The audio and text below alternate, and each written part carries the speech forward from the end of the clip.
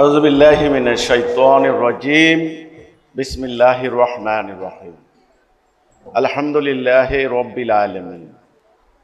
সবাইকে আমার আন্তরিক সালাম, মুবারকবাদ, শুভেচ্ছা। সালামু আলাইকুম ওয়া রাহমাতুল্লাহি ওয়া বারাকাতুহু। আপনারা জানেন, আপনারা দেখেছেন, সারা দুনিয়াতে দলের কোনো অভাব নাই, সংগঠনের কোনো অভাব নাই। সারা দুনিয়াতে হাজার হাজার সংগঠন আছে, হাজার হাজার দল আছে না?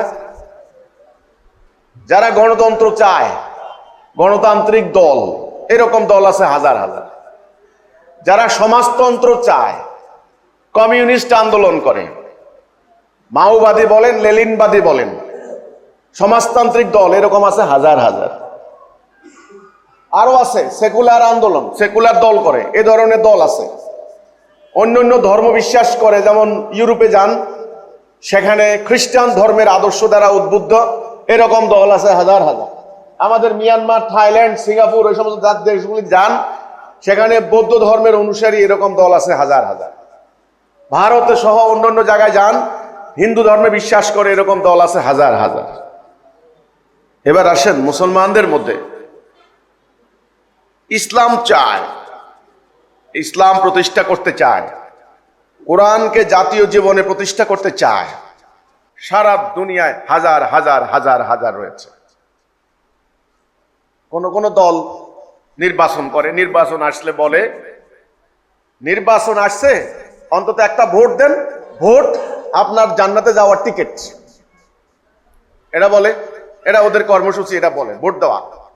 কোন কোন দল আছে যারা চরমপন্থী দল হিসাবে পরিগণিত বা জঙ্গিবাদী দল হিসাবে পরিগণিত, তারা এখানে ওখানে বোম মারে, ইসলাম প্রতিষ্ঠা করবে। আমরা জঙ্গি বললে কি হবে? তারা তো বলতেছে এটা তারা জেহাদ করছে, এটা তারা কেতাল করছে। জঙ্গি একটা গালি, এই গালিটা ইসলামী দলগুলোকে দেওয়া হচ্ছে।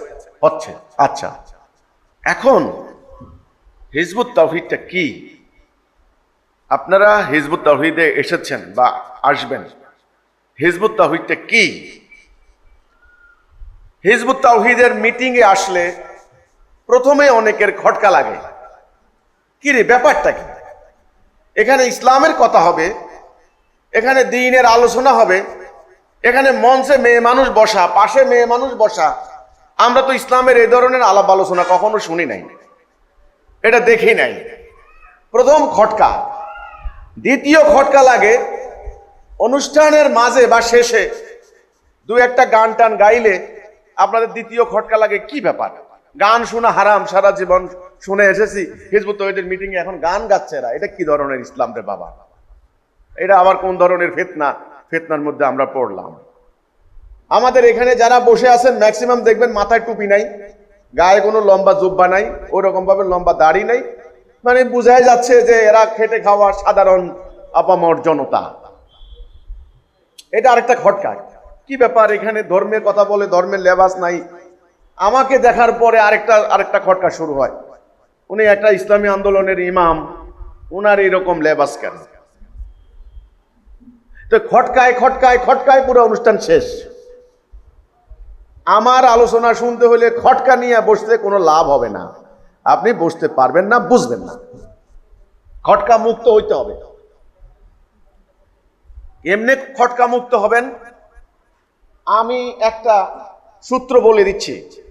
সূত্রটা হচ্ছে রাসূল পাক সাল্লাল্লাহু আলাইহি ওয়াসাল্লাম আল্লাহ রাব্বুল আলামিন থেকে যে ইসলামটা তিনি লাভ করেছেন, তিনি পেয়েছেন, আল্লাহ ওনাকে যে ইসলামটা দিয়েছেন, তিনি ৭৮টা যুদ্ধ করে, খেয়ে না খেয়ে, গাছের লতা পাতা খেয়ে, শত্রুর আঘাতে আঘাতে জর্জরিত হয়ে, মাতৃভূমি ত্যাগ করে, উপবাস থেকে তিনি যে ইসলামটা প্রতিষ্ঠা করে দিয়ে গেলেন, আমাদেরকে রেখে গেলেন, যে ইসলামের উপরে গত কয়েক শতাব্দী ধরে ধরে আল্লাহ রাসূলের সেই প্রকৃত ইসলাম আমরা হারিয়েছি।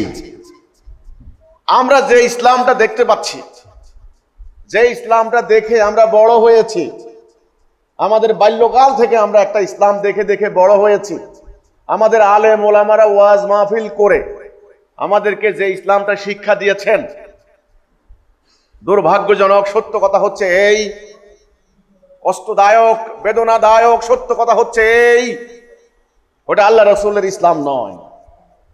প্রথম কথা হচ্ছে এটা। এই কথাটা অত্যন্ত কঠিন, অত্যন্ত সাংঘাতিক। এই কথাটা বোঝা অত সহজ হবে না, একটু সময় দিতে হবে। কিন্তু মনে রাখতে হবে ওটা আল্লাহ রসুলের ইসলাম নয়। আপনি বলতে পারেন এ কথা আপনি কি করে বলছেন? এই কথা বলার অর্থ হচ্ছে বৃক্ষ তোমার নাম কি, ফলেই পরিচয়। আপনি বললেন আম গাছ, যুক্তি দিয়ে তর্ক দিয়ে বুঝালেন আমের মতো পাতা, আম গাছের মতো ডালপালা, কিন্তু ফল ধরলে বোঝা যাবে তর্ক সত্য না মিথ্যা। ফল ধরলে দেখলাম কি ফল হচ্ছে মাকাল ফল, তাহলে তর্কের আর দরকার আছে? তর্কের ঊর্ধ্বে, বিতর্কের ঊর্ধ্বে হচ্ছে এই, যেই গাছটাকে আপনারা আম গাছ বলে সাব্যস্ত করেছেন, ফল খাওয়ার পরে বুঝলাম এটা আসলে আম গাছ ছিল না। নতুন ভাইরা যারা এসেছেন, আপনাদের জন্য আমার বক্তব্য এটা, আসেন আমরা এখন বুঝি আল্লাহ রসুল কোন ইসলামটা দিয়ে গেছেন। আজকে কেন আমাদেরকে এই কথা বলতে হচ্ছে? কেন আমাদের মতো সাধারণ গুনাহগার মানুষ, কৃষক শ্রমিক জনতার অন্তর্ভুক্ত একটা অংশ আমরা আজকে রাস্তায় নেমেছি? কেন নেমেছি? কি কারণে নেমেছি? এত হুমকি দেওয়া হচ্ছে, হত্যা করার ষড়যন্ত্র করা হচ্ছে। আমার মাথার মূল্য নির্ধারণ করেছে 10 লক্ষ টাকা, আমাকে গুলি করা হবে, আমাকে 100 টুকরা করা হবে। আমি যেখানে যাই সেখানে মিছিল করে এসে আমার সমাবেশে হামলা করা হয়। এত জীবনের ঝুঁকি নিয়ে আমি সরকারকে জানিয়েছি, আইন শৃঙ্খলা বাহিনীকে জানিয়েছি, আমি মামলা করেছি, জিডি করেছি। এই ছাড়া আমি আর কিছু করতে পারি না। আমি হুমকি দাতাদেরকে, আমার উস্কানি দাতাদেরকে ঘর থেকে টেনে এনে আমি নিজ হাতে শাস্তি দিতে পারি না। রাষ্ট্র রয়েছে, আইন শৃঙ্খলা বাহিনী রয়েছে, আদালত রয়েছে, আমি তাদের শরণাপন্ন হয়েছি। আপনি বলতে পারেন জীবনের ঝুঁকি নিয়ে, খেয়ে না খেয়ে, নিজেদের কষ্টার্জিত অর্থ ব্যয় করে আমরা মাঠে ময়দানে, পথে প্রান্তরে, শহরে নগরে বন্দরে, আমরা এই হল রুমে বলেন, জনসভায় বলেন, পত্র পত্রিকা নিয়ে সেমিনার করে সর্বত্র আমরা আল্লাহ রসুলের প্রকৃত ইসলামের এই বার্তা, এই বাণী কেন আমরা জনগণের কাছে নিয়ে যাচ্ছি? উদ্দেশ্য কি? কি কারণ? এটা আজকে আপনাদেরকে বলতে হবে। কারণটা কি? আমরা কেন আজকে রাস্তায় নেমেছি? রাস্তায় নামার দরকার হলো আমার মতো হাজার হাজার লক্ষ লক্ষ যুবক চাকরি বাকরি করছে, ব্যবসা বাণিজ্য করছে, অথবা অন্য কোনো কাজ করছে, ঘর সংসার করছে। আজ আমি রাস্তায় রাস্তায় ঘুরে বেড়াচ্ছি ইসলামের এই আহ্বান নিয়ে। কি কারণ? কারণটা কি সেটা আপনাদেরকে বলছি। আল্লাহ তাআলা আপনার ভেতরে বিশ্বাস উৎপাদন করে না দিলে আমি নিজে একেবারে জবাই হয়ে গেল, আপনি বিশ্বাস করবেন না। বিশ্বাস অবিশ্বাসের দায়িত্ব আপনার, কিন্তু বলার কাজ আমার, আমি বলবো। তা আমি অত্যন্ত আনন্দিত, আমি অত্যন্ত কৃতজ্ঞ আল্লাহর প্রতি, আপনাদের প্রতি। আপনারা কষ্ট করে, অনেক দীর্ঘ পথ পাড়ি দিয়ে, মূল্যবান সময় ব্যয় করে, অর্থ খরচ করে আপনারা এসেছেন আমার মতো নগণ্য সাধারণ গুনাহগার মানুষের বক্তব্য শোনার জন্য। এই জন্য আল্লাহ তাআলার কাছে দোয়া করি, আল্লাহ তাআলা আপনাদের এই সময়কে কবুল করুক, মঞ্জুর করুক, নেক আমল দান করুক। শুধু আমার অনুরোধ থাকবে, যতক্ষণ আমার সামনে থাকবেন ততক্ষণ ব্রেইনকে সচল রাখবেন, দৃষ্টিকে খোলা রাখবেন, কানকে সচেতন রাখবেন। আমি কি বলি আমার কথা মনোযোগ দিয়ে শুনবেন। আল্লাহ তাআলা কোরআনে বলেছেন তোমরা মনোযোগ দিয়ে কথা শোনো, এর মধ্যে যেটা উত্তম সেটা গ্রহণ করো। মনোযোগ দিয়ে শুনবেন। গ্রহণ বর্জন আপনার হাতে, আপনি গ্রহণ করবেন নাকি বর্জন করবেন, আপ টু ইউ। এখানে কিন্তু আমার কোনো ক্ষমতা নাই, আমার কোনো অধিকার নাই। ওকে, প্রথম প্রশ্ন হচ্ছে আমরা কেন এই আন্দোলন করতে নামলাম? প্রথম প্রশ্ন, এই প্রথম প্রশ্নের উত্তর আপনি তো হিজবুত তৌহিদ দেখে এসেছেন। এখন শুনেন, 1 নাম্বার কথা, আমরা যখন বিশ্ব পরিস্থিতির দিকে তাকালাম, দেখলাম বর্তমানে বিশ্ব এমন একটা জায়গায় চলে এসেছে, এখানে 20,000 অ্যাটম বোম প্রস্তুত। অলরেডি রাশিয়া যখন ইউক্রেন হামলা চালালো, তখন নানা দিগন্ত থেকে, নানা জায়গা থেকে কথা উঠেছে, তৃতীয় বিশ্বযুদ্ধ বোধহয় শুরু হয়ে গিয়েছে। পুতিন তৃতীয় বিশ্বযুদ্ধের বাঁশি বাজিয়ে দিয়েছে। বিশ্বযুদ্ধ হলে কি হবে? বিভিন্ন মিডিয়া নানাভাবে বিভিন্ন তথ্যচিত্র নির্মাণ করে জনগণকে বুঝাচ্ছে হাইড্রোজেন বোমা নিক্ষেপ হলে কি হবে, অ্যাটম বোমা নিক্ষেপ হলে কি হবে। আজকের এই বোমার কাহিনী বর্ণনা করার জন্য আমি এখানে দাঁড়াই নাই। শুধু অনুরোধ করব, মানুষ আল্লাহর খলিফা, আল্লাহর প্রতিনিধি। মানুষকে আল্লাহ সুবহানাহু ওয়া তাআলা পশু হিসেবে বানান নাই। আপনারা দয়া করে পশুর মতো, পশু কি, পশু একটা গরু খায়, পেশাব পায়খানা করে, বংশ বৃদ্ধি করে, পরিণত অবস্থায় মারা যায়, বয়স হলে মারা যায়, মাটির সাথে মিশে যায়, বাপ তাকে জবাই করে খান। এটা পশুর জীবন। আপনাদের জীবনটাকে পশুর জীবন করবেন না, আমাদের জীবনটাকে পশুর জীবন করবেন না। মহামূল্যবান জীবন। আমি অনুরোধ করব, দুনিয়া সম্পর্কে একটু খবর নেন, নিজের জাতি সম্পর্কে খবর নেন, নিজের ধর্ম দিন সম্পর্কে একটু খবর নেন। আজকে সারা দুনিয়ার চিত্র একবার দেখেন। 215টা থেকে 20টা রাষ্ট্র, ছোট থেকে বড়, উন্নত কি অনুন্নত, পাশ্চাত্য কি প্রাচ্যের, কি জাপান, জার্মানি কি আমেরিকা, কি অস্ট্রেলিয়া, সুইজারল্যান্ড, সারা দুনিয়া সাদা কালো, লম্বা খাটো, পুরো মানব জাতি আজকে কি অবস্থা একবার খালি একটু দেখুন। একবার অন্যায়, অবিচার, জুলুম, রক্তপাত, যুদ্ধ, মহাযুদ্ধ, হামলা, পাল্টা হামলা, অর্থনৈতিক অবিচার, রাজনৈতিক দ্বন্দ্ব, সামাজিক অশান্তি, পারিবারিক বিশৃঙ্খলা, সমগ্র দুনিয়া আজকে একটা নরক কুণ্ডে পরিণত হয়েছে। 800 কোটি মানুষ দুনিয়াতে, একটা জনপদ বলতে পারবেন না শান্তির মধ্যে বসবাস করছে। জননেতার প্রতি আস্থা নাই জনগণের, জনগণের বিশ্বাস নাই জননেতার প্রতি। ধর্ম উপাসনালয়ে যান, পূজারীদের বিশ্বাস নাই, ঈমান নাই পুরোহিতের প্রতি, পুরোহিতের বিশ্বাস নাই পূজারীদের প্রতি। স্বামী বিশ্বাস করছে না স্ত্রীকে, স্ত্রী বিশ্বাস করছে না স্বামীকে। প্রশ্ন হচ্ছে, মানব জাতি এখানে কেন আসলো? মানব জাতিকে এখানে কে আনলো? এখান থেকে মানব জাতির মুক্তির পথ কি? এই পথ আমাদের জানা ছিল না, এই মুক্তির উপায় আমাদের জানা ছিল না।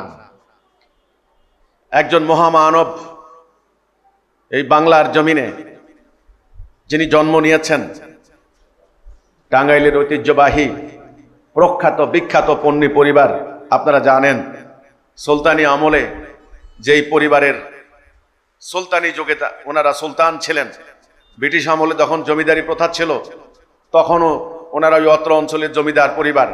আজকে জমিদারি প্রথা নাই, কিন্তু এই দেশের শিক্ষা, সাহিত্য, সংস্কৃতি, এদেশের সকল ক্ষেত্রে, শাসন পরিচালনায় সকল ক্ষেত্রে পরিবারের অবদান যারা ইতিহাস জানেন, যারা তথ্য অভিজ্ঞ মহল আছেন, শিক্ষিত জন আছেন, তারা জানেন, তারা বুঝেন টাঙ্গাইলের পন্নী পরিবারের কি অবদান রয়েছে। সেই পরিবারের উত্তরসূরি জনাব মোহাম্মদ বায়েজিদ খান পন্নী।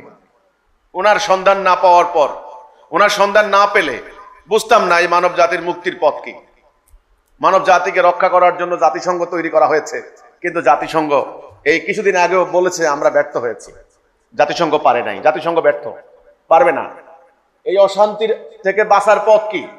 শুধু এই দুনিয়ায় নয়, পরকাল রয়েছে। পরকালে জাহান্নামের আগুন থেকে বাঁচার পথ কি? এই দুনিয়াতে অ্যাটম বোমার হাত থেকে বাঁচার উপায় কি? এই দুনিয়াতে জুলুমের হাত থেকে বাঁচার উপায় কি? অত্যাচারের হাত থেকে বাঁচার উপায় কি? এবং পরকালে জাহান্নামের আগুন থেকে বাঁচার উপায় কি? এই বাঁচার উপায়, মুক্তির পথ আপনারা কি অনুসন্ধান করবেন না? আপনারা কি চিন্তা করবেন না? এটা কি আপনাদের চিন্তার মধ্যে পড়ে না? এটা কি আপনাদের কর্তব্যের মধ্যে পড়ে না?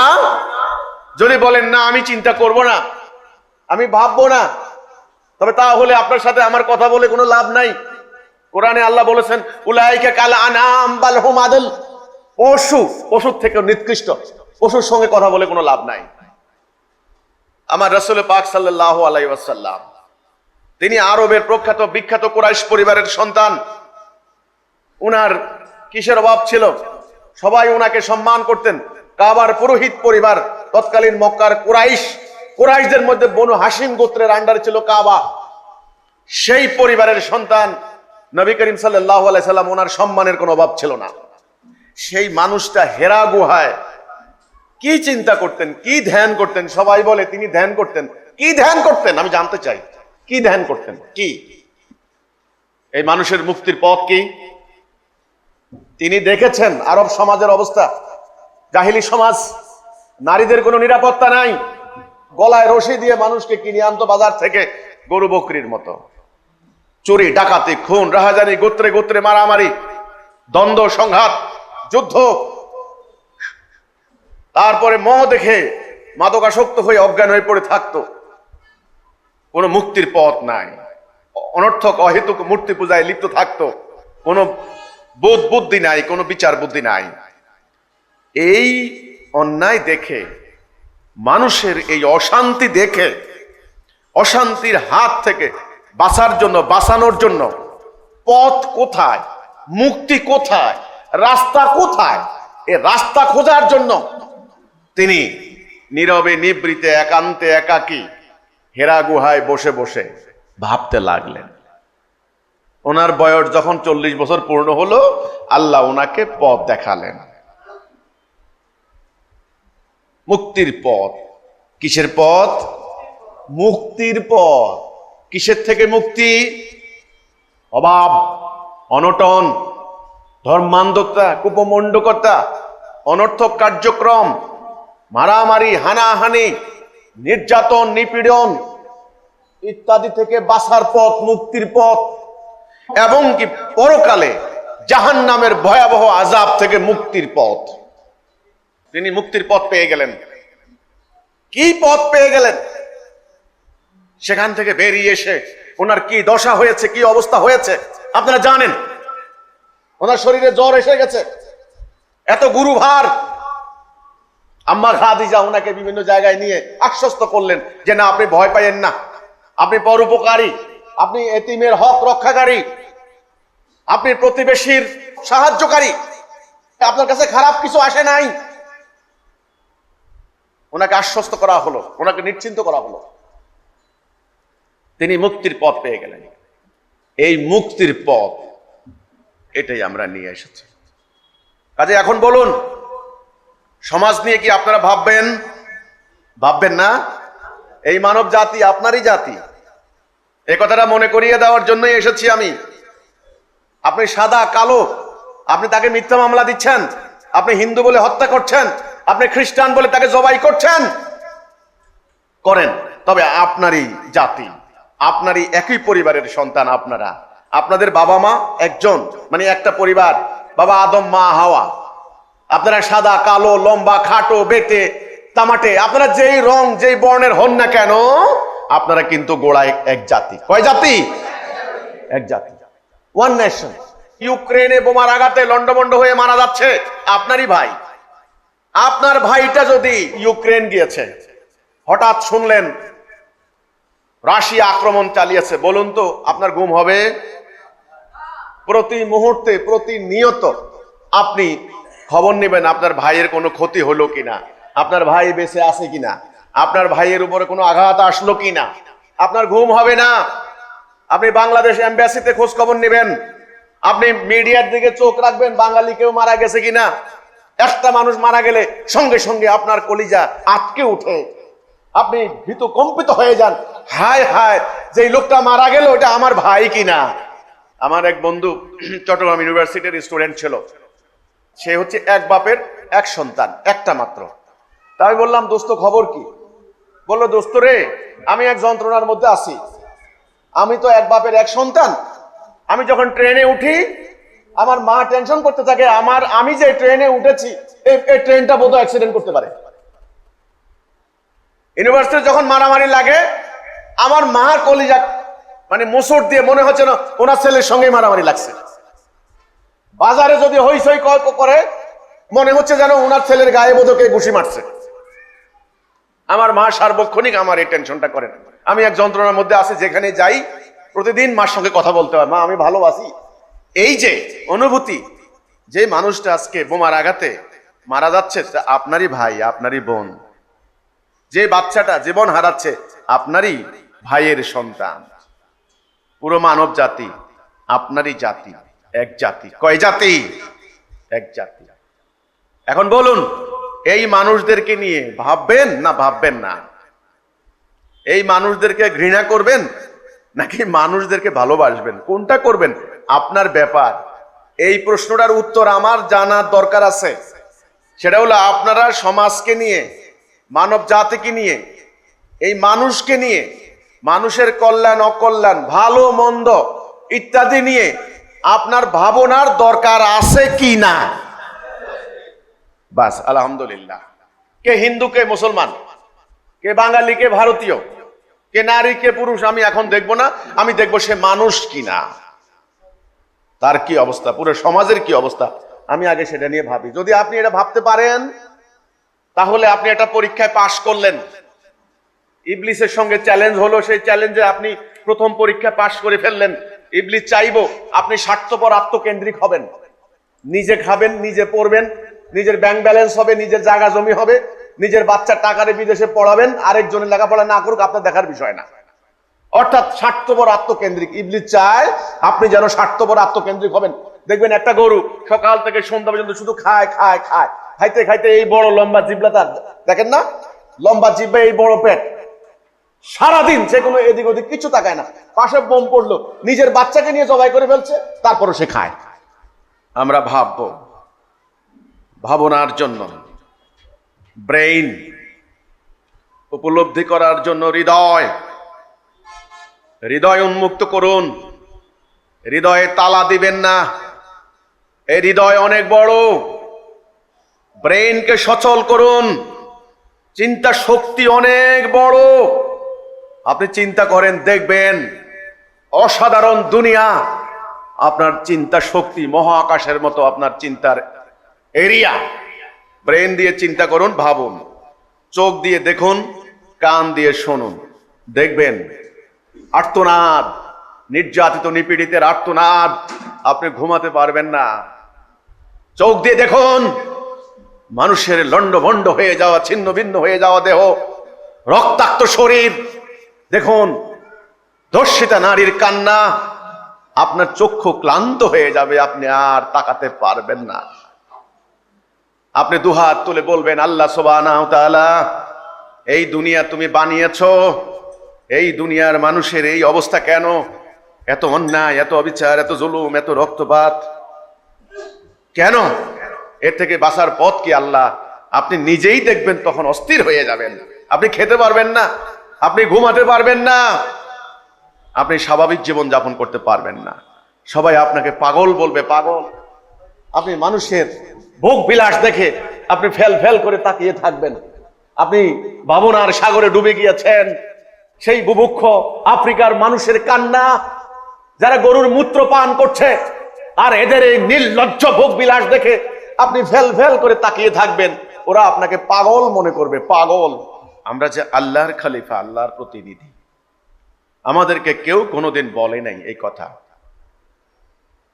কত ওয়াজ মাহফিলে গিয়েছি, কত মক্তবে গিয়েছি, কত আলেম ওলামার বক্তব্য টক শোতে, টেলিভিশনে, পত্রপত্রিকায় কত শুনেছি, কিন্তু কেউ তো আমাদেরকে বলেনি যে আমরা আল্লাহর খলিফা, আল্লাহর প্রতিনিধি। এই মানুষের অশান্তির কারণ কি? এই কারণটা বোঝার জন্য প্রথম পর্ব এটুকু আলাপ করলে আপনারা বুঝবেন। আল্লাহ সুবহানাহু ওয়া তাআলা মানুষকে সৃষ্টি করলেন খলিফা হিসাবে। কি হিসাবে? খলিফা হিসাবে। মানুষ আল্লাহর খলিফা। বাবা আদমকে সৃষ্টি করলেন, সমস্ত মালায়েকদেরকে বললেন সেজদা কর। সবাই সেজদা করলো, ইবলিস সেজদা করলো না। কে সেজদা করলো না? ইবলিস। আল্লাহ বললেন, ইবলিস, যাদেরকে আমি নিজ হাতে বানাইলাম তুই সেজদা করলি না কেন? ইবলিস বলে, ও হচ্ছে মাটি, আমি হচ্ছে আগুন। আল্লাহ বললেন, ও অহংকার, অহংকার করে এখান থাকতে পারবে না, এখান থেকে নামিয়া যাও। আল্লাহর সাথে ইবলিসের এই ডায়ালগ, এই কথোপকথন, এই সংলাপ মনে রাখতে হবে। ইবলিস বলে, ও হচ্ছে মাটি, আমি হচ্ছে আগুন, যার কারণে তুমি আমাকে বিতাড়িত করলে, হীন করলে, অপদস্থ করলে, আমি প্রমাণ দেব ও তোমার পথে থাকবে না। প্রমাণ দেওয়ার জন্য ইবলিস একটা দাঁড়িয়ে গেল, প্রমাণ দেবে। তখন আল্লাহ বললেন, যা, তোরে আমি সুযোগ দিলাম উত্থান দিবস পর্যন্ত, মানে কিয়ামত পর্যন্ত। ইবলিস বলে, তুমি দেখবে তোমার অধিকাংশ বান্দাকে আমি নিয়ে গেছি। অধিকাংশ কথাটা মনে রাখবেন, আকসারুহুম। আল্লাহ বললেন, যা, যাদেরকে নিতে পারবি তাদের শুদ্ধ আমি জাহান্নাম ভর্তি করব, তবে আমার মুখলেস বান্দাদের উপর তোর কোনো হাত নাই। এই যে চ্যালেঞ্জটা হয়ে গেল, বাবা আদম, আল্লাহ, ইবলিস। খেয়াল করেন এখানে তিনটা সত্তা, এটা মনে রাখতে হবে। হিজবুত তাওহীদকে আমাদেরকে সৃষ্টি করেছেন কে? আল্লাহ। আদম আল্লাহর খলিফা। আদম যেন আল্লাহর খেলাফত করতে না পারে, এই জন্য শত্রু হিসেবে কে দাঁড়িয়ে গেল? ইবলিস। তাহলে আল্লাহ, আদম, ইবলিস। উপমা দেওয়ার জন্য বলি ডান, আর ইবলিস হচ্ছে বাম। আল্লাহ ডান, ইবলিস বাম, মধ্যখানে আমি আদম। আমার পরীক্ষা, আমি কি আল্লাহর দিকে যাব না ইবলিসের দিকে যাব? এটা আমার টেস্ট, দুনিয়ার জীবনে আমার পরীক্ষা, আমার স্বাধীন ইচ্ছা শক্তি। তখন আল্লাহ তাআলা বাবা আদম থেকে মাকে বানালেন, বাবা মা দুইজনকে বললেন, তোমরা এই জান্নাতে থাকো, যা খুশি খাও, যেটা ইচ্ছা যাও, তবে একটা নিষেধ, এই গাছের নিকট যাবে না। হাজিহি শাজারাতা ফাতাকুনা মিনাজ জালিমিন। তারা ভুলে গেলেন, শয়তান তাদেরকে ভুলিয়ে দিলেন। তারা তওবা করলেন, রব্বানা যালামনা আনফুসানা ওয়া ইল্লাম তাগফির লানা ওয়া তারহামনা লানাকুনান্না মিনাল খাসিরিন। আল্লাহ, আমরা জুলুম করেছি, আমাদেরকে ক্ষমা করো, আমরা তওবা করলাম, আমাদেরকে মাফ করো, না হলে আমরা ধ্বংস হয়ে যাব। এবার বাবা আদমের সাথে কথা। আল্লাহ বললেন, আদম, তুমি আর তোমার স্ত্রী তোমরা এখানে আর থাকতে পারবে না, এখান থেকে নামিয়া যাও। তবে ভয় পাইও না, আমার পক্ষ থেকে হেদায়া আসবে। যারা এই হেদায়ার এতায়া করবে তাদের কোনো ভয় নাই, তাদের কোনো চিন্তা নাই। এই আয়াতখানা খেয়াল রাখেন, ফাইম্মা ইয়াতিয়ান্নাকুম মিন্নি হুদা ফামান তাবিআ হুদায়া ফালা খাউফুন আলাইহিম ওয়ালা হুম ইয়াহজানুন। কোরআন সূরা বাকারার প্রথম দিকের আয়াতগুলো। আমি হেদায়া দেব। কে দিবেন হেদায়া? আল্লাহ। কাকে বলেছেন? বাবা আদমকে। বাবা আদম মানে প্রথম নবী। আমি হেদায়া দেব, যারা আমার হেদায়ার আনুগত্য করবে তাদের কোনো ভয় নাই, তাদের কোনো চিন্তা নেই। এখন বাবা আদম মা হওয়া দুনিয়াতে চলে আসলেন, আমরা দুনিয়াতে আসলাম। বাবা আদমকে আল্লাহ রাব্বুল আলামিন বললেন, ওখানে বংশবৃদ্ধি করো। এই বংশবৃদ্ধি করার জন্য দুনিয়াতে আসলাম। আসার পর আল্লাহ বললেন, তোমাদের পরীক্ষা, তোমাদের কিছু কালের জন্য ওখানে দেওয়া হলো, এটা তোমাদের টেস্ট, পরীক্ষা। এখন বলেন কিসের পরীক্ষা? পরীক্ষাটা হচ্ছে আপনি দুনিয়াতে কি আল্লাহর হুকুম মানেন না ইবলিসের হুকুম মানেন, এটার পরীক্ষা। এই পৃথিবীটা আপনার জন্য একটা পরীক্ষার হল। 2 ঘন্টা, এই 2 ঘন্টার মধ্যে আপনি স্বাধীন।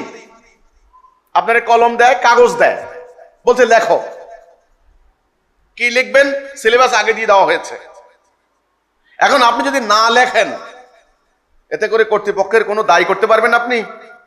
অথবা আপনি সাদা কাগজ জমা দেন, আপনি বড় বড় গোল্লা পান, এটা কি কর্তৃপক্ষের দোষ না আপনার দোষ? আপনাকে সময় দেওয়া হয়েছে পূর্ণ 2 বছর, নবম শ্রেণী, দশম শ্রেণী, intermediate, first year, second year, পুরা 2 বছর সময় দেওয়া হয়েছে। পরীক্ষার হল 2 ঘন্টার, কাগজ দেওয়া হয়েছে, কলম দেওয়া হয়েছে। ভালো করে পরীক্ষা দেওয়ার জন্য পরিবেশ নিরাপদ করেছে, ফ্যান দিয়ে দেওয়া হয়েছে, লাইট দিয়ে দেওয়া হয়েছে, বলেছে পরীক্ষা দাও। যদি তুমি ভালো পাস করতে পারো তুমি অফিসার হবে, আর যদি পাস করতে না পারো গেট আউট, যাও, খেতে চলে যাও। এই দুনিয়াতে ডাইন বাম, আল্লাহর হুকুম, ইবলিসের হুকুম। আমি আদম সন্তান, বনি আদম, আমার নিজের স্বাধীন ইচ্ছা শক্তির পরীক্ষা। আমি ইচ্ছা করলে ডান দিকে যেতে পারি, ইচ্ছা করলে বাম দিকে যেতে পারি। ইচ্ছা করলে একটা কৃষকের মতো, ইচ্ছা করলে আমি তেঁতুলের বীজ লাগাইতে পারি, ইচ্ছা করলে আমি আমের বীজ লাগাইতে পারি। যথা সময়ে চারা গজাবে, গাছ হবে, ফল ধরবে।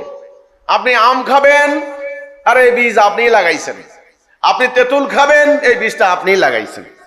এখন বলেন তো, এই দুনিয়ার জীবনে যাবতীয় অন্যায়, অবিচার, অশান্তি, জুলুম, রক্তপাত, ভাইয়ে ভাইয়ে মারামারি, হানাহানি, দুর্বলের উপর সবলের অত্যাচার, দরিদ্রের উপর ধনীর বঞ্চনা, এই যে হচ্ছে দুনিয়াতে, এর মূল গোড়া কোথায়? ইবলিস।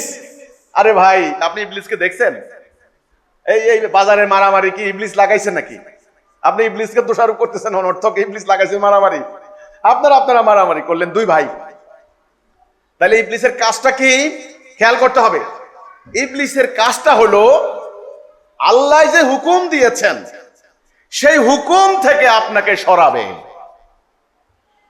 হুকুম থেকে সরালে, হেদায়া থেকে সরালে পরিণতি মারামারি খুনাখুনি হবে। তাইলে ইবলিসের কাজ আপনাকে ডাইরেক্ট কিলাকিলি লাগাই দেওয়া নয়।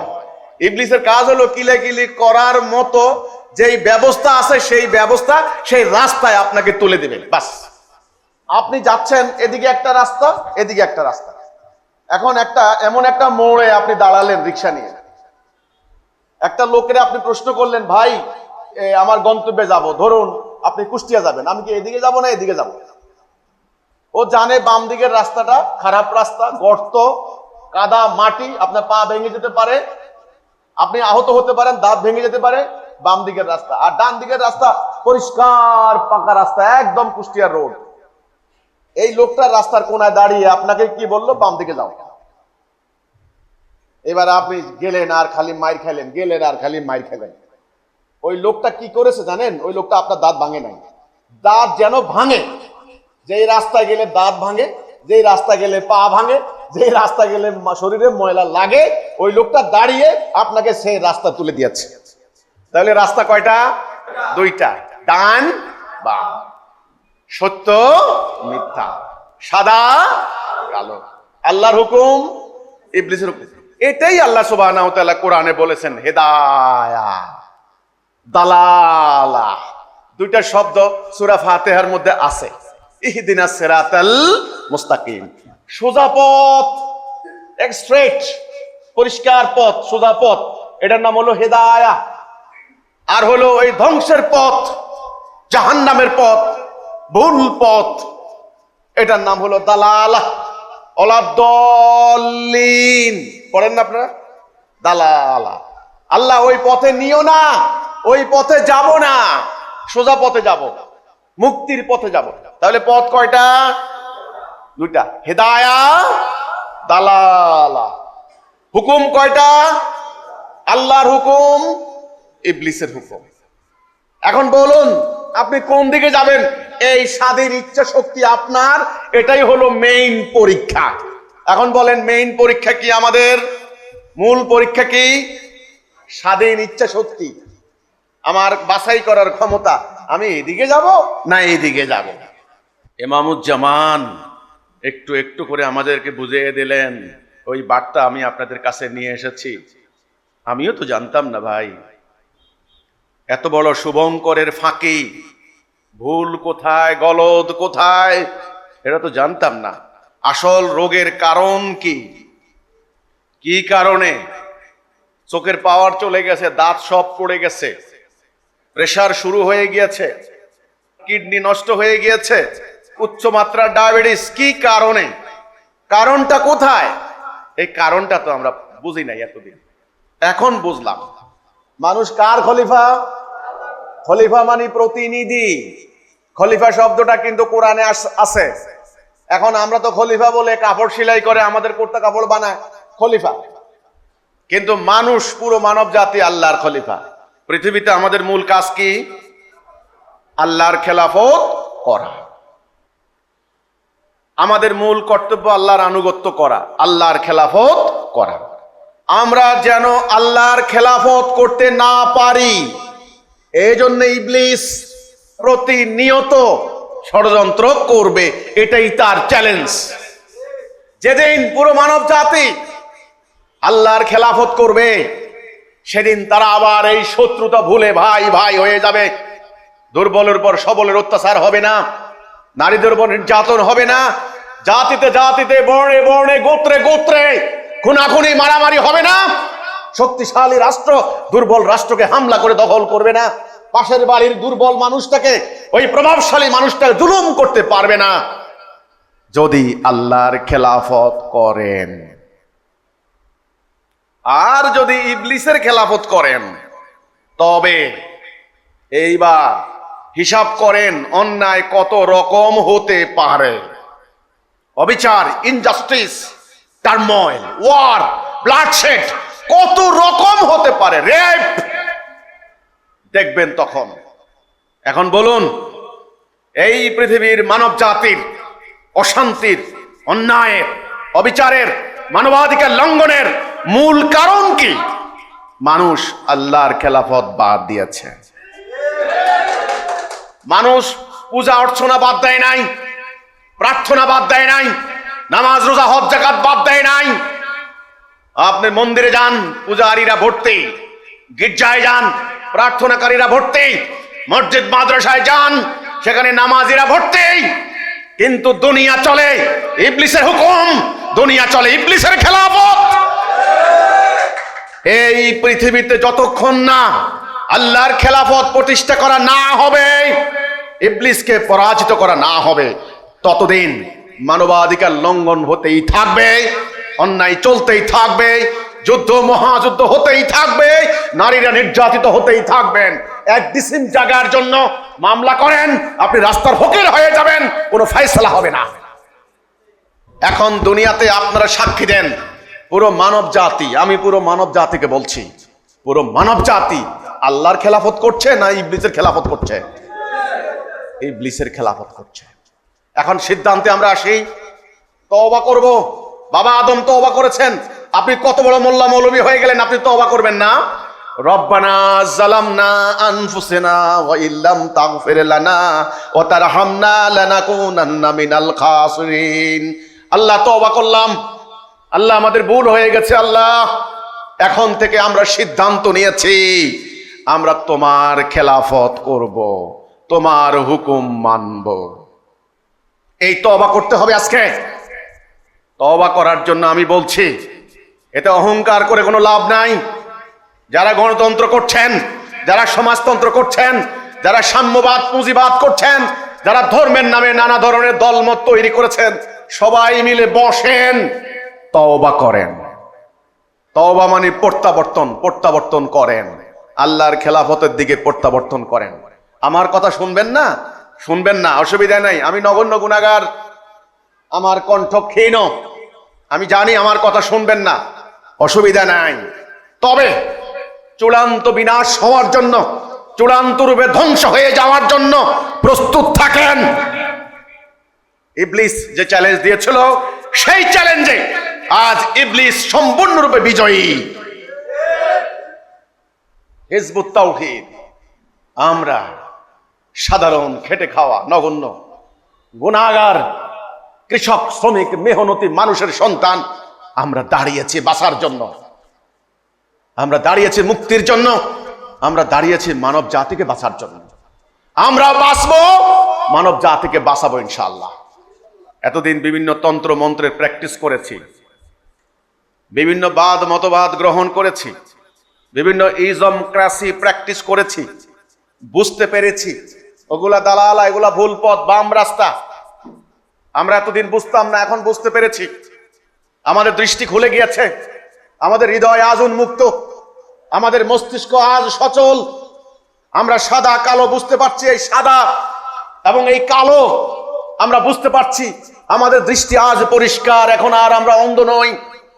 আমরা বুঝতে পারছি এই অন্যায়ের কারণ আমরা আল্লাহর খেলাফত বাদ দিয়েছি।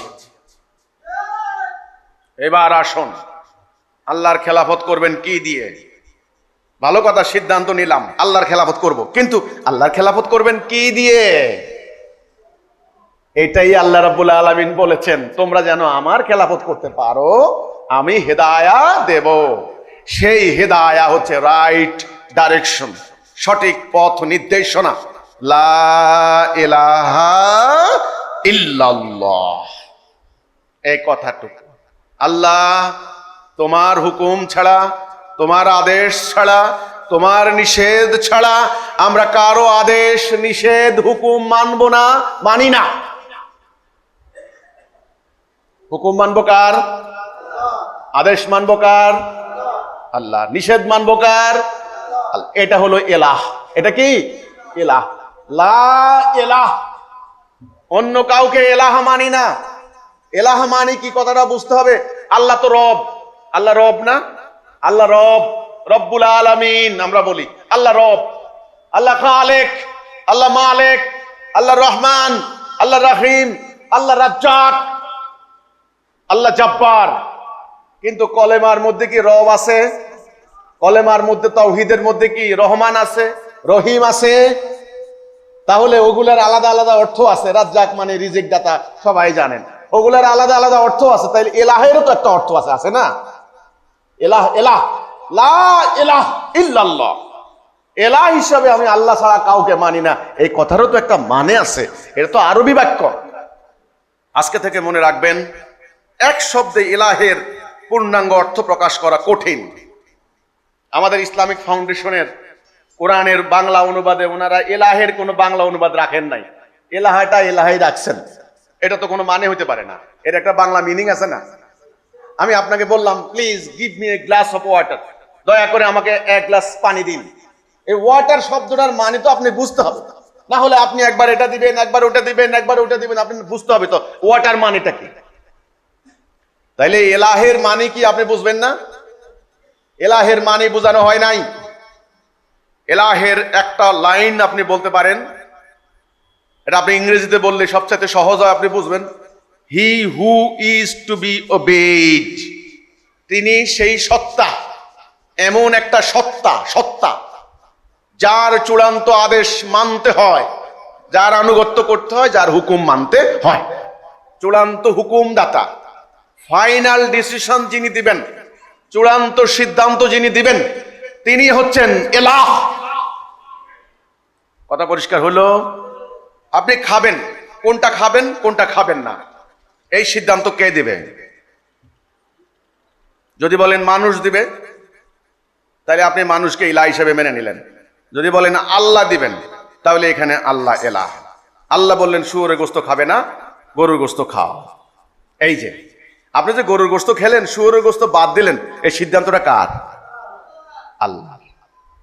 আপনি বিয়ে করতে বসছেন, বরকে আপনি কি যৌতুক দিবেন না মেয়েকে মোহরানা দিবেন? কোনটা করবেন? মোহরানা দিবেন। এই সিদ্ধান্তটা কে দিছেন? আল্লাহ। আপনি কি সঠিক মাপ দিবেন না মাপে কম দিবেন? এই যে মানদণ্ড, জীবনের সকল ক্ষেত্রে, ব্যক্তি, পরিবার, আইন কানুন, বিচার, কোর্ট আদালত, দণ্ডবিধি, অর্থনীতি, এক কথায় সকল ক্ষেত্রে আপনার সকল সমস্যার সমাধানের মানদণ্ড, এই মানদণ্ডটাই হচ্ছে এলাহ। বাজারে ব্যবসা করেন না, চাল ডাল মাপেন না, পাল্লা, পাল্লার দুইটা পাশ নাকি একটা পাশ? এই ইদানিং তো ডিজিটাল পাল্লা, এটারও একটা মানদণ্ড আছে। শুনেন, দুইটা পাশ, বাম পাশে বাটখারা দেন না একটা, এই বাটখারাটা হচ্ছে মানদণ্ড। 5 কেজি, 5 কেজি বাম পাল্লা রাখেন, ডান পাল্লা এবার চাল দেন, উঠাইলে কম হইলে আরো অধিক দিয়ে এটার পূর্ণ করেন, 5 কেজি হয় কিনা, তারপরে কাস্টমারকে দেন। এইভাবে লক্ষ লক্ষ পাল্লা আপনি মাপেন, বাটখারা কিন্তু একটা। বেশি হইলে আবার ফেলে দেন। এই যে বেশি হচ্ছে না কম হচ্ছে, এটা বুঝতেছেন কি দিয়া? মানদণ্ড, বাটখারা। তাহলে আমাদের জীবন চলবে কার হুকুমে? এর একটা মানদণ্ড আছে। আমাদের জীবন পরিচালনার ক্ষেত্রে মানদণ্ড কে? আল্লাহ সুবহানাহু ওয়া তাআলা। তিনি যেটাকে হারাম বলবেন ওটাই হারাম, তিনি যেটাকে হালাল বলবেন ওটাই হালাল, তিনি যেটা বলবেন এটা করো ওটা করব, তিনি বলবেন করো না, করব না। এই যে করো করো না, হারাম হালাল, ন্যায় অন্যায়, বৈধ অবৈধ, এই মানদণ্ড যিনি, তিনি হচ্ছেন এলাহ। এখন আজকে দুনিয়ার মানব জাতি মানদণ্ড, তাদের জীবন পরিচালনার মানদণ্ড কি আল্লাহকে নিছে না মানুষকে নিছে? বলুন, মানদণ্ড কে? মানুষ। মানুষের আইনে বিচার ফায়সালা হয়, মানুষের আইনে কোর্ট কাছারি, মানুষের আইনে ব্যবসা বাণিজ্য, মানুষের আইনে সমস্ত কিছু মানুষের তৈরি। আল্লাহর কোনো মানদণ্ড নাই। এখন বলুন, আমরা ইলাহ হিসেবে কাকে মানছি, আল্লাহকে না মানুষকে? বাস, ইমান থেকে আউট, কলেমা থেকে আউট। বুঝতে পারলাম ব্যাপারটা? এবার আবার গোড়ার প্রশ্ন করি। এখন বলুন, আল্লাহর খেলাফত করবেন কি দিয়ে? আল্লাহর হুকুম দিয়ে, আল্লাহর বিধান দিয়ে। যদি মানব জাতি সম্মিলিত ভাবে এই সিদ্ধান্ত নেয় আমরা আল্লাহর হুকুম ছাড়া কারো হুকুম মানব না, সেদিন থেকে মানুষের আল্লাহর খেলাফত করা শুরু হয়ে যাবে। আমরা পরিষ্কার হয়ে গেলাম, মানুষ আল্লাহর খেলাফত করছে না, মানুষ আল্লাহর হুকুম মানছে না। ইসলামের বুনিয়াদ কয়টা? 5টা। 1 নাম্বার, লা ইলাহা ইল্লাল্লাহ মুহাম্মাদুর রাসূলুল্লাহ। 2 নাম্বার, সালাহ।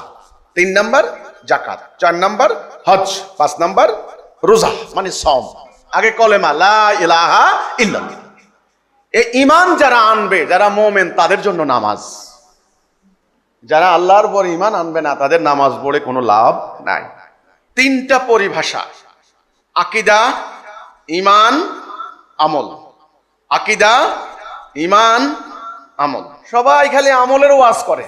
এই আমাদের তাবলীগের জামাতে যান, দেখবেন আমল। কেমনে আপনি ওযু করবেন, কেমনে আপনি সূরা কারাত মুখস্থ করবেন। আমাদের মাদ্রাসাগুলিতে যান, দেখবেন আপনাকে মাসলা মাসাইল শেখানো হচ্ছে, আপনাকে আরবি ল্যাঙ্গুয়েজ শেখানো হচ্ছে, আপনাকে কারিয়ানা শেখানো হচ্ছে, আপনার একেবারে উচ্চারণ যেন মাখরাজে ভুল না হয় আপনাকে শেখানো হচ্ছে। আসলে এগুলি সব আমলের জন্য। কিসের জন্য? আমল। আপনার আমলটা যেন অ্যাকুরেট হয়, আপনার আমলটা যেন সহি হয়, আপনার আমল যেন ভুল না হয়। কথাটা বুঝতে পারলাম জিনিসটা? আপনার ওযু, গোসলে, নামাজ, রোজায় আপনার কোনো ব্যাপারে যেন কোনো ভুল না হয়।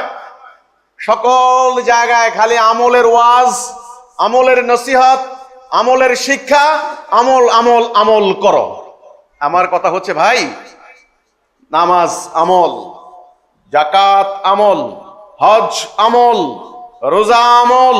আরে ভাই, আমলের আগে তো হচ্ছে ঈমান। নবী করিম সাল্লাল্লাহু আলাইহি ওয়াসাল্লাম নবী হিসেবে মনোনীত হওয়ার পর 40 বছর বয়স যখন ওনার পূর্ণ হলো, আমি জানতে চাই তিনি কি জাতিকে আগে আমলের শিক্ষা দিয়েছেন না ঈমানের শিক্ষা দিয়েছেন? ঈমান। তাহলে আমলের আগে কি দরকার? ঈমান। আমি ওনাদেরকে বলবো, যারা আমলের শিক্ষা দিচ্ছেন, আপনারা কষ্ট করে আমলের শিক্ষা দিচ্ছেন। দুনিয়াতে আমল হচ্ছে, আমলের কোনো অভাব নাই। আসমান জমিন ভর্তি করে ফেলছেন। 180 কোটি মুসলমান আমল করছেন। দয়া করে এবার ঈমান শিক্ষা দিন, আকীদা শিক্ষা দিন। ঈমানের আগে দরকার আকীদা। কি দরকার? আকীদা। আকীদা মানে কি? সম্যক ধারণা, সঠিক ধারণা। আমার হাতে এই জিনিসটা কি? এটা চায়ের কাপ না? চায়ের কাপ। বলুন তো এটা কি জন্য বানানো হয়েছে?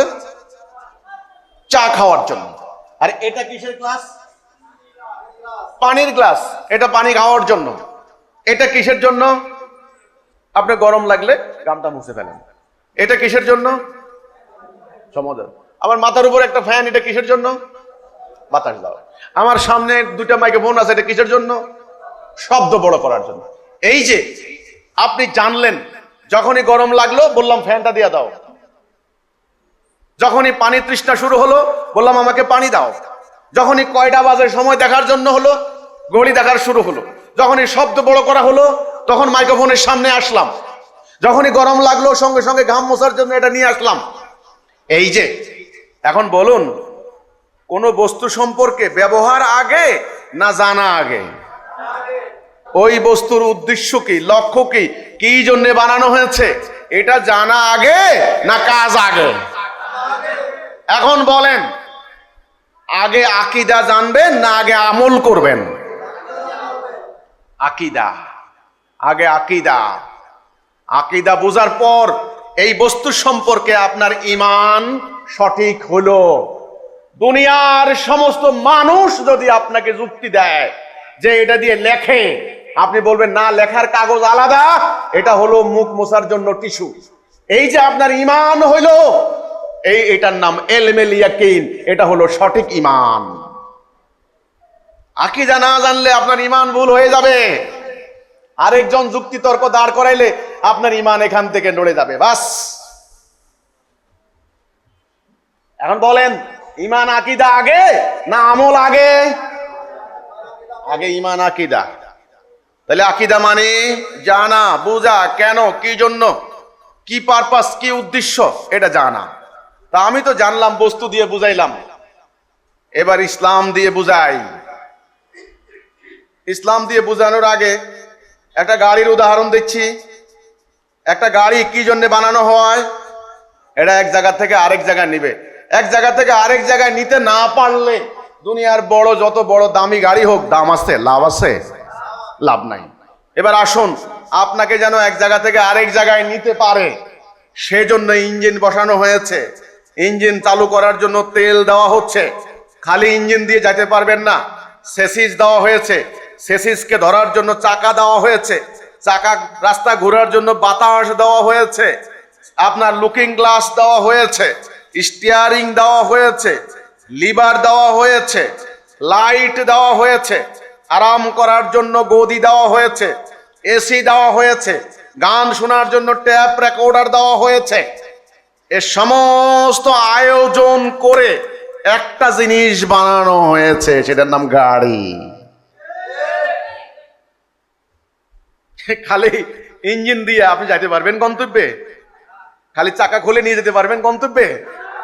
খালি চাকার দাম আছে? তাহলে বলুন ইসলামটা কি?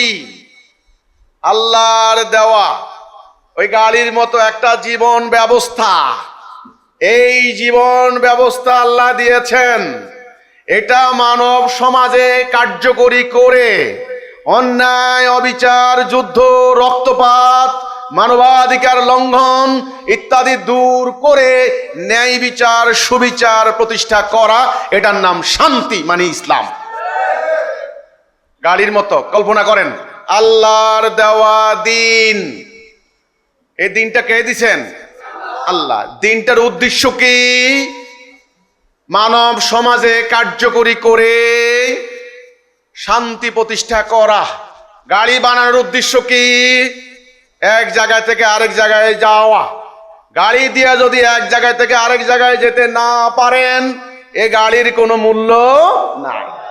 যেই দিন দেওয়া হয়েছে, এটা দিয়ে যদি মানব জাতি শান্তি না পায়, ওই দিন পাঠানো আর না পাঠানো সমান কথা। এবার গাড়ির ইঞ্জিন, গাড়ির চাকা আলাদা আলাদা, ঠিক তেমনি ইসলামেরও ইঞ্জিন আছে। ইসলামের ইঞ্জিনটা হচ্ছে তাওহীদ, লা ইলাহা ইল্লাল্লাহ। ইসলামের এরকম চাকা আছে, ধরুন সালাত, যাকাত, হজ, সাওম, দান, খয়রাত, জিহাদ, কিতাল ইত্যাদি সমস্ত কিছু মিলিয়ে আসলে দ্বীনুল হক। শুধু নামাজ পড়ে আপনি জান্নাত যাবেন, এটা আপনি কি করে ভাবলেন? তাইলে চাকা খুলে আপনি চলে যান, শুধু নামাজ দিয়ে জান্নাত যাবেন? আসলে নামাজ হচ্ছে দ্বীনুল হকের একটা মহা গুরুত্বপূর্ণ অংশ। বুঝতে পারতেছি? যাকাত হচ্ছে দ্বীনুল হকের আর একটা গুরুত্বপূর্ণ অংশ। চাকার যে উদ্দেশ্য, ইঞ্জিনের কি সেই উদ্দেশ্য? লুকিং গ্লাসের কি একই উদ্দেশ্য? নো।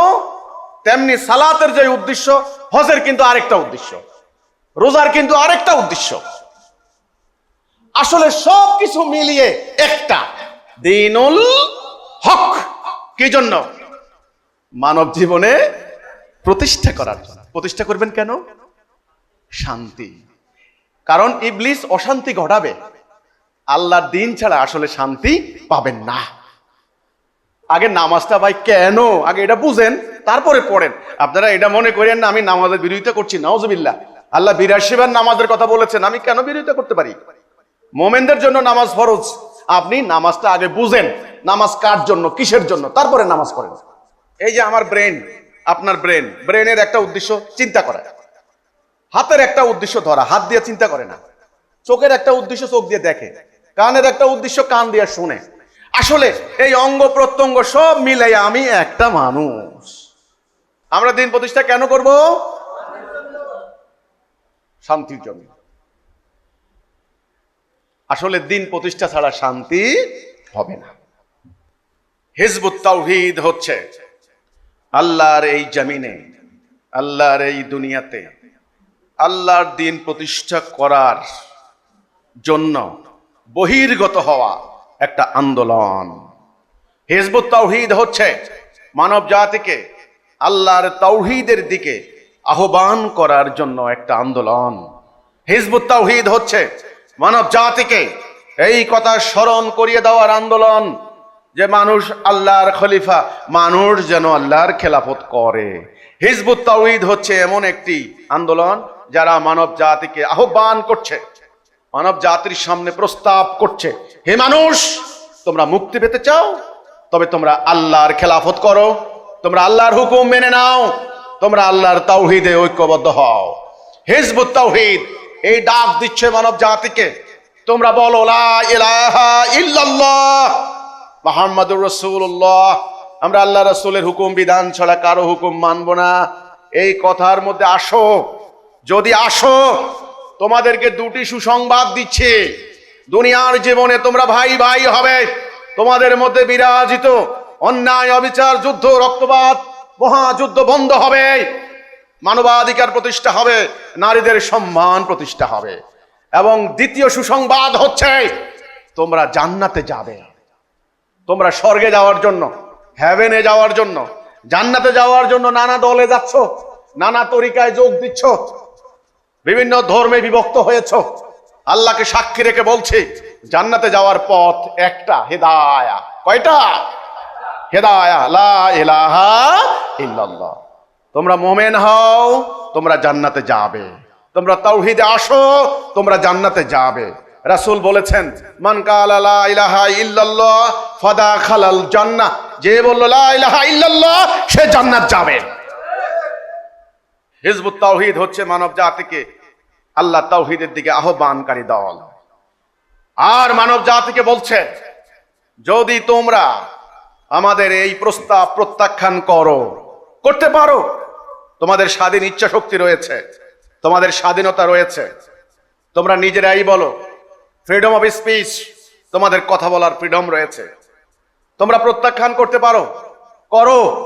কিন্তু দুঃসংবাদ জেনে রাখো, তোমরা মানুষের তৈরি বিধান, মানুষের তৈরি তন্ত্রমন্ত্র, মানুষের তৈরি জীবন দর্শন তোমরা গ্রহণ করে, প্র্যাকটিস করে, অনুসরণ করে, অনুকরণ করে আজকে তোমরা ধ্বংসের দ্বার প্রান্তে এসে দাঁড়িয়েছ। তৃতীয় বিশ্বযুদ্ধের পদধ্বনি শোনা যাচ্ছে। যদি তোমরা তাওহীদের উপরে ঐক্যবদ্ধ না হও, তবে পুরো মানব জাতি তোমরা বিনাশ হয়ে যাবে। আর একটা দুঃসংবাদ, সেটা হচ্ছে তোমাদের জন্য ভয়াবহ জাহান্নামের আগুনে তোমরা নিক্ষিপ্ত হবে। এবার আমাদের এই কথা বিশ্বাস করতে পারো, নাও করতে পারো, এটা তোমাদের স্বাধীনতা। কিন্তু আমরা বলবো, ততক্ষণ বলে যাব যতক্ষণ আমাদের দেহে প্রাণ রয়েছে, আমাদের শরীরে রক্ত রয়েছে, ততক্ষণ পর্যন্ত আমরা বলে যাব। বলার স্বাধীনতা রয়েছে, আমার বলাকে কেউ থামিয়ে দিতে পারবে না, কেউ রুদ্ধ করতে পারবে না। মানব জাতির প্রতি হিজবুত তাওহীদের এই ডাক, এই বার্তা, এই প্রস্তাব, যদি মানব জাতি আমাদের প্রস্তাব গ্রহণ করে, তবে মানুষ বাঁচবে, সমাজ বাঁচবে, রাষ্ট্র বাঁচবে। যদি প্রত্যাখ্যান করে, তবে বিনাশ হবে। বাস, যারা ঐক্যবদ্ধ হবেন, প্রথম কথা হচ্ছে আপনারা হিজবুত তাওহীদে কেন আসবেন? আল্লাহ দিন প্রতিষ্ঠা করার জন্য। কেন? দিন প্রতিষ্ঠা করার জন্য কর্মসূচি, কর্মনীতি আল্লাহ রাসূল দিয়ে গেছেন, আমরা নিজেরা তৈরি করলে হবে না। 5 দফা। 1 নম্বরে ঐক্যবদ্ধ হবেন। কেমন ঐক্য? সীসা গলানো প্রাচীরের ন্যায় ঐক্য। 1 নাম্বারটা কি? ঐক্যবদ্ধ হবে। ঐক্যবদ্ধ হলে আমরা ভাই ভাই। আমরা কি? ভাই ভাই। 2 নাম্বার কি? শৃঙ্খলা, ডিসিপ্লিন। খালি ঐক্যবদ্ধ হলে হবে না, ডিসিপ্লিন হতে হবে। 3 নাম্বারটা কি? আনুগত্য। কার আনুগত্য? আল্লাহর আনুগত্য, রাসূলের আনুগত্য এবং আমিরের আনুগত্য। 3 নাম্বার আনুগত্য। 4 নাম্বারে হিজরত। হিজরতটা কি? হিজরত আরবি শব্দ, বাংলা হচ্ছে আলাদা হওয়া, মানে ইংরেজিতে বলেন বয়কট করা, সেপারেশন, আলাদা। কিসের থেকে আলাদা হবেন? শিরিক কুফর থেকে, দালালা থেকে।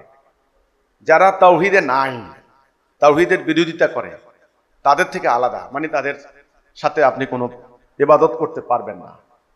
হিজরত, আপনি অন্যায় অবিচার থেকে আলাদা, আল্লাহর হুকুম পরিপন্থী কাজ থেকে আপনাকে আলাদা করতে হবে। হিজরত 4 নাম্বার। 5 নাম্বারটা কি? জান মাল দিয়ে জিহাদ। এই জিহাদ মানে কি? আজকে তো বোম মেরে জিহাদের নামে চালিয়ে দিচ্ছে, আজকে তো সন্ত্রাস করছে, আজকে তো রাজনীতির নামে ধর্মকে ব্যবহার করে রাজনীতি করে জ্বালাও পোড়াও হরতাল অবরোধ ইত্যাদি করে জিহাদের নামে চালিয়ে দিচ্ছে। মানুষ বিভ্রান্ত হচ্ছে, জিহাদের মতো পবিত্র আমল নিয়ে মানুষ ট্রল করছে, বদনাম হচ্ছে জিহাদের। কিন্তু না, জিহাদ আরবি শব্দ, কোরআনে এসেছে জিহাদ। জিহাদ প্রাকৃতিক ডিমান্ড, প্রাকৃতিক চাহিদা, প্রাকৃতিক কর্তব্য, প্রতিটা মানুষের কর্তব্য অন্যায়ের বিরুদ্ধে প্রতিবাদ করা। জিহাদ হচ্ছে প্রতিবাদ, জিহাদ হচ্ছে সংগ্রাম, অন্যায়ের বিরুদ্ধে, জুলুমের বিরুদ্ধে, ইনজাস্টিসের বিরুদ্ধে আপনি প্রতিবাদ করবেন, এটার নাম জিহাদ। জিহাদ না করলে কোনো সমাজ টিকবে না, কোনো রাষ্ট্র টিকবে না, কোনো ব্যবসা প্রতিষ্ঠান টিকবে না। আপনাকে জিহাদ করতেই হবে। মুমিনরা জিহাদ করবে কিসের জন্য? আল্লাহর জন্য। কোন রাস্তায়? আল্লাহর রাস্তায়। তাহলে জিহাদ মানে কি?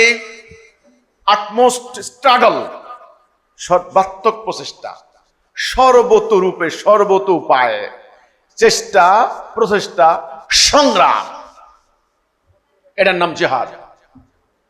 তাহলে কর্মসূচি কয়টা? 5টা। 1 নাম্বার ঐক্যবদ্ধ হব। 2 নাম্বার ডিসিপ্লিন। 3 নাম্বারটা কি? আনুগত্য। নেতার আদেশ শুনবেন। নেতা কান কাটা কৃতদাস, ক্ষুদ্র মস্তিষ্ক হলেও তার আদেশ শুনতে হবে। আমাদের এখানে এই সিস্টেম নাই। আল্লাহ রসুল আমাদেরকে এই ইসলাম শিখান নাই যে কে কোন মাদ্রাসায় পড়েছেন, কত লক্ষ হাদিস জানেন, কত সিপারা কোরআন মুখস্থ করেছেন, কত সহিশুদ্ধভাবে তিনি কোরআন জানেন। না, আমাদের আমির হওয়ার মানদণ্ড এটা নয়। আমরা দেখি যিনি আমির তিনি ঈমান এনেছেন কিনা, ঈমানদার কিনা, তিনি ওয়াদা লঙ্ঘনকারী কিনা, তিনি সত্যবাদী কিনা, তিনি সাহসী কিনা, তিনি আমার একটা মুজাহিদকে রাস্তা ফেলে দৌড় দিবেন কিনা, আমরা এগুলা বিবেচনায় রাখি। আপনি 100 টাকার নোট দিলে 90 টাকা নিজে মেরে দিয়ে 10 টাকা জমা করেছেন খাতার মধ্যে, তিনি এরকম কিনা, আমরা এগুলা দেখি। উনি কুর্তা গায়ে দিছেন না শার্ট গায়ে দিছেন, আমরা এটা দেখি না। এজন্যই আল্লাহ রাসূল বলেছেন, তোমার আমির যদি কান কাটা হয়, কৃতদাস, মর্যাদা নাই, ক্ষুদ্র মস্তিষ্ক, বুদ্ধি নাই, কম, তবু তার আদেশ মানো। কারণ দিন প্রতিষ্ঠা করতে হবে সংগ্রাম করে। সংগ্রাম করতে হলে আদেশ মানতে হবে। আদেশ না মানলে আপনি সংগ্রামে বিজয়ী হবেন না। যারা ঐক্যবদ্ধ হবেন তাদের উদ্দেশ্যে 5টা কথা আছে, নীতিমালা 5টা। 1 নাম্বার, প্রচলিত কোন রাজনৈতিক কর্মকাণ্ডে অংশগ্রহণ করতে পারবেন না। হিজবুত তাওহীদ আন্দোলন তৈরি হয়েছে জমিনে আল্লাহর খেলাফত করার জন্য, প্রচলিত রাজনীতি করার জন্য নয়।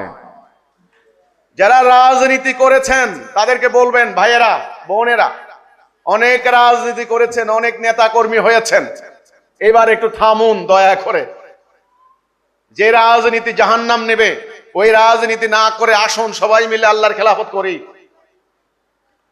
1 নাম্বার, প্রচলিত রাজনৈতিক কর্মকাণ্ডে সম্পৃক্ত হতে পারবেন না। 2 নাম্বার, অবৈধ অস্ত্রের সংস্পর্শে যেতে পারবেন না। আপনি হিজবুত তাওহীদ করবেন, অস্ত্রবাজি করবেন, হবে না। 3 নাম্বার, আন্দোলনের কাজ করে, দ্বীনের প্রচার করে, আরেকজনকে প্রচার করে কারো কাছ থেকে কোনো টাকা পয়সা নিতে পারবেন না, কোনো বিনিময় নিতে পারবেন না।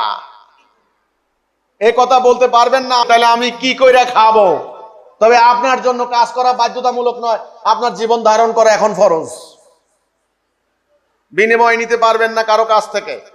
4 নাম্বার, যারা বিনিময় নেয়, ধর্ম ব্যবসা করে, যাদের ঈমান নাই তাদের পিছনে আপনি আনুগত্য করতে পারবেন না।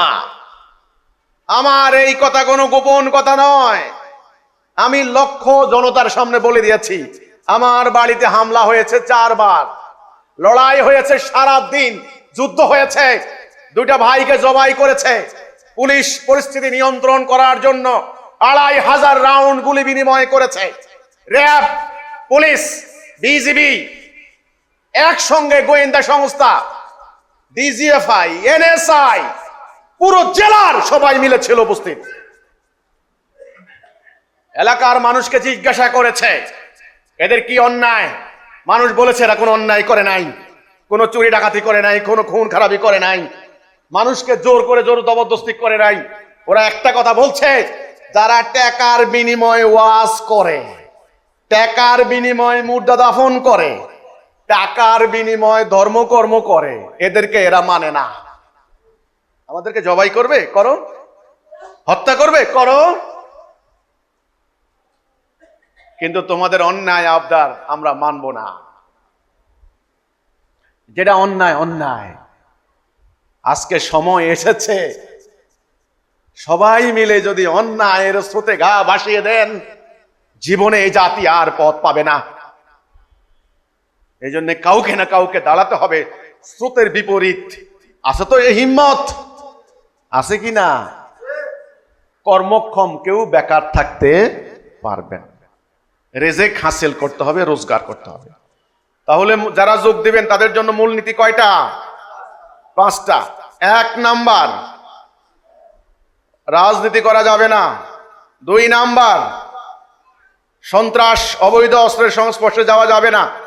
3 নাম্বার, দিনের কাউকে দাওয়াত দিয়ে বিনিময়ে নেওয়া যাবে না। 4 নাম্বার, যাদের ঈমান নাই, যারা বিনিময় নেয়, ধর্ম ব্যবসায়ী, তাদের পিছনে আনুগত্য করা যাবে না। 5 নাম্বার, কর্মক্ষম কেউ বেকার থাকতে পারবেন না। দিনের ভিত্তি কয়টা? 5টা। তাওহীদ, সালাত, যাকাত, হজ, সাওম। কয়টা? কর্মসূচি কয়টা? 5টা। ঐক্য, শৃঙ্খলা, আনুগত্য, হিজরত, জিহাদ। এইবার আন্দোলন পরিচালনার মূলনীতি কয়টা? 5টা। মনে আছে তো? কোন রাজনীতি করব না, অবৈধ অস্ত্র সংস্পর্শে যাব না, বিনিময় নেব না, যারা বিনিময় নেয় তাদের আনুগত্য করব না, এবং বেকার থাকবো না। কয়টা হলো? 5টা।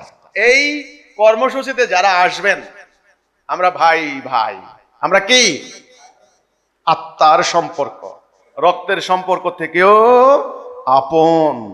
এই জন্য আমাদের ভাইদের প্রতি আমাদের অঙ্গীকার 5টা। 1 নাম্বার, কোন হিজবুত তৌহিদ খাদ্যের অভাবে যেন মারা না যায়। 2 নাম্বার, কোন হিজবুত তৌহিদ যেন বিনা চিকিৎসায় মৃত্যুবরণ না করে। 3 নাম্বার, কোন হিজবুত তৌহিদ যেন বস্ত্রের অভাবে কষ্ট না পায়। 4 নাম্বার, কোন হিজবুত তৌহিদ যেন বাসস্থানের অভাবে কষ্ট না পায়। 5 নাম্বার, কোন হিজবুত তাওহীদের সন্তান শিক্ষা থেকে বঞ্চিত না থাকে। আমরা ঐক্যবদ্ধ হইলাম দিন প্রতিষ্ঠা করার জন্য। মুমিন ভাই ভাই, তাই না? আমি পেট ভরে খাইলাম আর আমার ভাই না খেয়ে আছে, আমার ইমানের দাবি হবে মিথ্যা। আমি হিজবুত তাওহীদ, আমি আপনি সংগ্রাম করছি, আপনার অসুখ হয়েছে, আপনার একটা ট্যাবলেট খাওয়ার টাকা নাই, আর আমি সিঙ্গাপুর গিয়ে বিমানে করে চিকিৎসা করে আনছি, আমাদের মোমেনের দাবি হবে মিথ্যা। আপনার গায়ে কাপড় নাই, আমি জুব্বা গাদ দিয়ে ওয়াজ করছি, আল্লাহ বললেন লানত তোদের উপরে, তোরা মুখে বলো কাজে করো না। আপনার লজ্জাস্থান নিবারণের জায়গা নাই, আর আমি জুব্বা গায়ে দিয়ে ওয়াজ করছি। আমার ওয়াজ ফরজ নয়, আপনার লজ্জাস্থান নিবারণ ফরজ। আপনার ক্যাপাসিটি না থাকলে আমার উপরে কর্তব্য, কারণ আমি আপনার মোমেন ভাই। আপনার টাকা পয়সা আছে, আপনার সন্তানকে আপনি ইংলিশ মিডিয়ামে পড়াচ্ছেন, আরেক ভাইয়ের বাচ্চা লেখাপড়া না করে মূর্খ হয়ে গিয়েছে, ঠিক মতো পড়তে পারে না। এটা জুলুম, এটা অন্যায়। এই অন্যায় বন্ধ করার জন্যই রাহমাতুল লিল আলামিনের আগমন হয়েছে। এই অন্যায় নির্মূল করার জন্য, অন্যায় কবর দেওয়ার জন্য আল্লাহর কোরআন এসেছে, তাওহীদ এসেছে, ইসলাম এসেছে। আমরা আল্লাহ রাসূলের সেই ইসলাম হারিয়েছি। আজ আমাদের মধ্যে লেবাস হয়ে গেছে ইসলাম, সুর করে কোরআন তেলাওয়াত হয়ে গেছে ইসলাম। কে কত বড় পণ্ডিত, কে কত লক্ষ হাদিস মুখস্থ করেন, এ কম্পিটিশন করেন, ওয়াজ করেন, টাকা কামাই করে খান, ওটা হয়ে গেছে ইসলাম। আজকে সাম্যের ইসলাম, মানবতার ইসলাম, মুক্তির ইসলাম, ঐক্যের ইসলাম, শৃঙ্খলার ইসলাম, সংগ্রামের ইসলাম, কোথায় সেই ইসলাম আমি জানতে চাই। আমি আমার আলোচনার শুরুতে বলেছিলাম আল্লাহ রাসূলের প্রকৃত ইসলাম হারিয়ে গিয়েছে। আশা করি বুঝতে পেরেছেন। এটা যারা হিজবুত তৌহিদে যোগ দিবেন তারা কিন্তু মনে রাখতে হবে, আপনার সম্পত্তির উপরে অন্যের হক রয়েছে, আপনার এক লোকমা ভাতের উপরে অন্য ভাইয়ের হক রয়েছে, আপনার রোজগারের উপর অন্য ভাইয়ের হক রয়েছে। এটা আপনাকে মনে রাখতে হবে। আমি প্রথমে বলেছি আপনি আল্লাহর খলিফা, এগুলা হলো খেলাফতের কাজ। না হলে হযরত ওমরের মতো মানুষ অর্ধজাহানের খলিফা, পিঠে আঠার বস্তা নিয়ে, নিজের স্ত্রীকে সঙ্গে নিয়ে পুরো মদিনার অলিতে গলিতে ঘুরে বেড়িয়েছেন। কার ঘরে খাবার নাই, কার স্ত্রী ডেলিভারি পেইন কষ্ট পাচ্ছে, নার্স আনার সুযোগ নাই, নিজের স্ত্রীকে বলেন যাও তাকে সেবা করো। এই ইসলাম, আমরা ইসলামটা হারিয়েছি। আমাদের মধ্যে এখন লেবাস হয়ে গেছে ইসলাম। হিজবুত তাওহীদের সংগ্রাম হচ্ছে মানব জীবনে এই ইসলামটাকে প্রতিষ্ঠা করা।